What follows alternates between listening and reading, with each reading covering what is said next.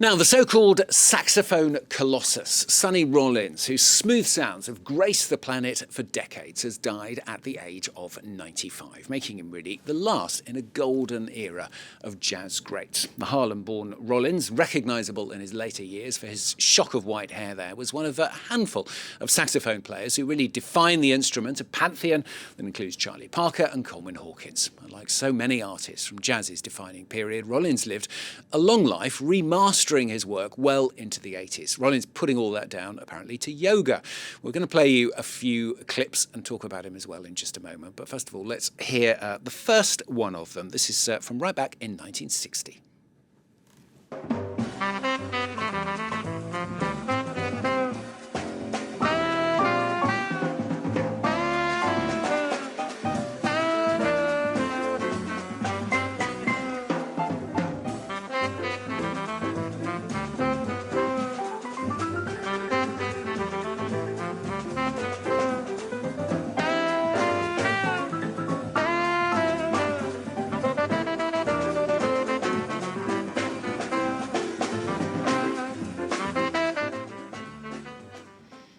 Well, France 24's Samy-Vicente Lacerda is with me here on set. Such a great sound, isn't it? And such a wonderful man as well.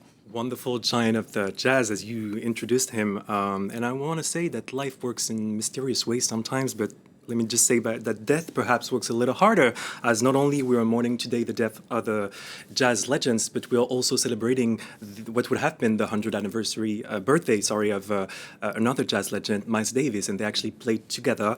And they will be, I'm sure, leading the afterlife's pantheon of jazz musicians, I guess. What is it about Sonny Rollins, then, do you think? I mean, Sonny Rollins was really a visionary. He was widely praised for his for the beauty and the depth of his solos, which could last 7, 10, maybe sometimes 20 minutes, but also for the risks he was actually willing to take when it came to creating music. And when he was awarded the National Medal of the Arts by former U.S. President Barack Obama back in 2011, Obama himself claimed that Rollins, and I will quote him, inspired him to take risks that he might not otherwise have taken. So from his own words, Sonny Rollins would go more with feelings than with his brains. And this is precisely this state of mind which led him to release more than 60 albums, including the masterpiece back in 1956, the Saxophone Colossus, which he was, as you introduced him earlier, an album highly inspired by the spirit of the Virgin Islands, where both of his parents came from, before moving to Harlem in New York, where actually Rollins grew up and learned how to play the sax. Wow, amazing to hear about him. And he was also really inspired, wasn't he, by the world in which he lived in. He was actually really aware and concerned about the society where he was living in. Indeed, in 1958, for instance, Sonny Rollins released an album called Freedom Suite, an album that echoed the fight for justice and equality of African Americans at a time where the civil rights movement was really growing.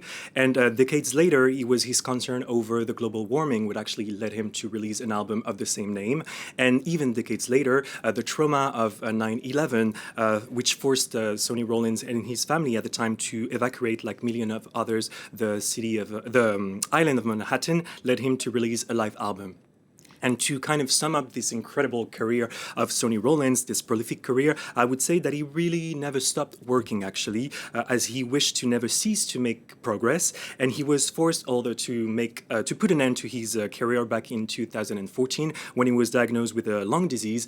But like any other jazz legend, his music will remain. And if you allow me to do so, let's just hear a little last clip of his. Certainly.